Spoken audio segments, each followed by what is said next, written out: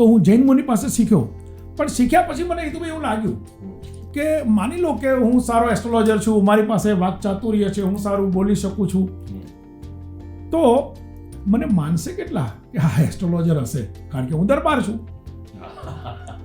આપણે ત્યાં આ પણ ખરું, એટલે આ દરબાર અને એસ્ટ્રોલોજર. મોનાબેન, બહુ જ બધા દેશમાં, હું 54 દેશોમાં કામ કરું છું, બહુ જ બધા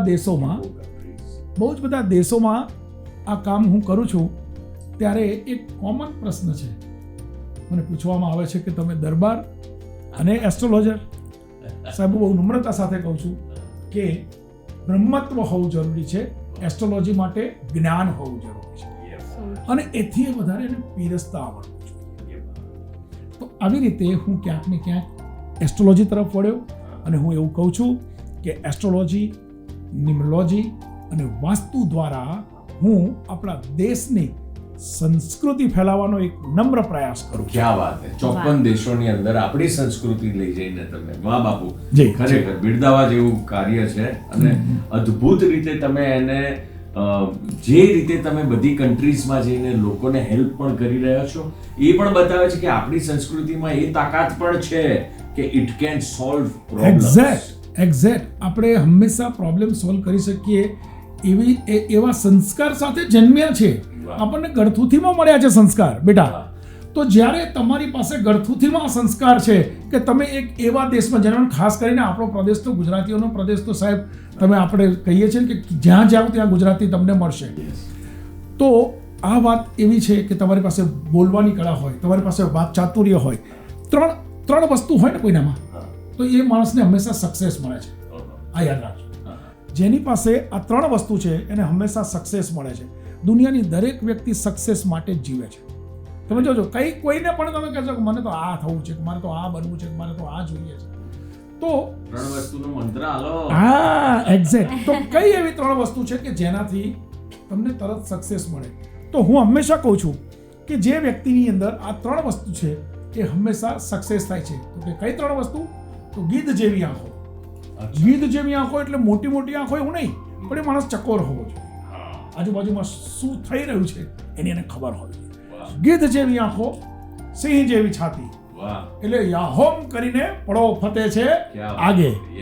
તો ગીધ જેવી આંખો, સિંહ જેવી છાતી અને પોપટ જેવી બોલી જેની છે ને બેન, એ હંમેશા સક્સેસ થાય અને क्या बात है, क्या बात है, કંઈક અદ્ભુત કોમ્બિનેશન આવી ગયું. વાહ વાહ વાહ, क्या बात. પણ મને એક વાત કહેવી છે કે જેમ તમે જ્યારે you are restless or you are disturbed or કંઈ પણ તમને કંઈક નાના પ્રશ્ન હોય ને તમે બાપુને ફોન કરો છો ને તમે કામ ડાઉન થઈ જાઓ છો ને, હવે હું તમને ફોન કરીશ. ચોક્કસ બેટા, હવે હું ફોન કરીશ અને આ મને કંઈક પણ હું એમનાથી પરેશાન હઈશ કે કંઈક મને બી પ્રશ્ન સતાવતા હશે કે કંઈક હશે તો હું આપને ફોન કરીશ અને તમે મને પણ કામ ડાઉન કરજો જેમ એમને કરો છો. મનાબેન, બેટા એક વાત કહું તમને, આપણે આજે જાહેરમાં આ વાત કહેવા માંગુ છું. તમારા પણ ઘણા બધા તમને માનનારા વ્યક્તિઓ પણ આમાં હશે.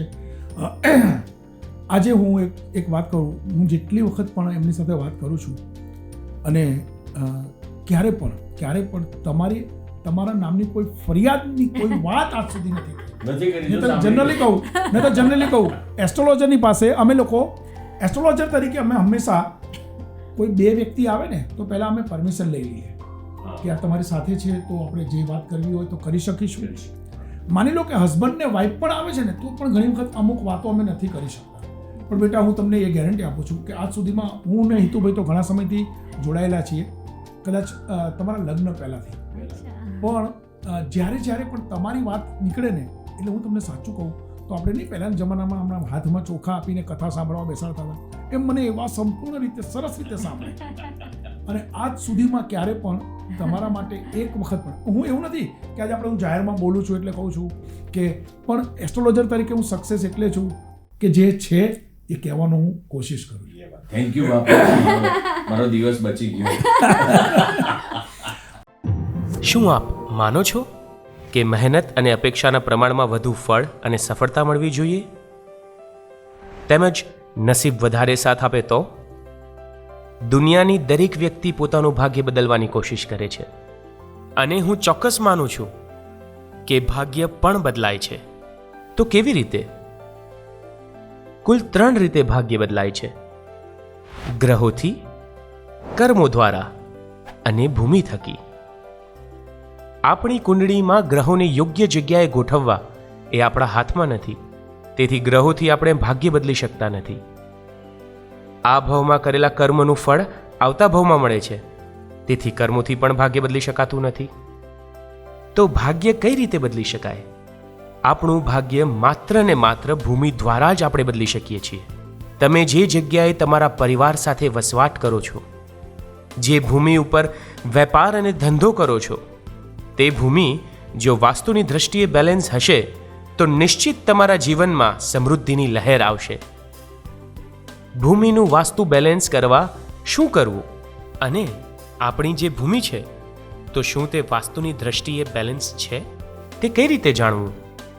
ખૂબ જ લોકપ્રિય અને દુનિયાના લગભગ 54 દેશોમાં વાસ્તુશાસ્ત્ર અને જ્યોતિષ વિદ્યા દ્વારા આપણી સંસ્કૃતિ ફેલાવનાર શ્રી શૈલેન્દ્રસિંહજી વાઘેલા બાપુ દ્વારા લિખિત સરળ ગુજરાતી ભાષામાં આપણા ઘરને વાસ્તુ બેલેન્સ આપણે જાતે કરીએ નામનું પુસ્તક, એમ કહેવાય કે એક ગ્રંથ આપણે વસાવીએ, વાંચીએ અને આપણે જાતે જ આપણા ઘરનું વાસ્તુ બેલેન્સ કરીને આપણા ઘરમાં સુખ, શાંતિ, સંપ અને સમૃદ્ધિ રહે તેવો ચોક્કસ પ્રયત્ન કરીએ. આજે જ આ અમૃતરૂપી ગ્રંથ વસાવો, વાંચો અને જીવનમાં સફળતા મેળવો. વિશ્વભરમાં લોકપ્રિય અને જાણીતા શ્રી શૈલેન્દ્રસિંહજી વાઘેલા બાપુના 30 વર્ષના વાસ્તુ અને જ્યોતિષના અનમોલ જ્ઞાન અને ગાઢ અનુભવની અનુભૂતિ માટે આજે જ સંપર્ક કરો. Bapu's World, 305 Chitrarath Complex, near Hotel President, CG Road, Navarampura, Ahmedabad. Mobile 989898 8868. Email ggbapu@yahoo.com.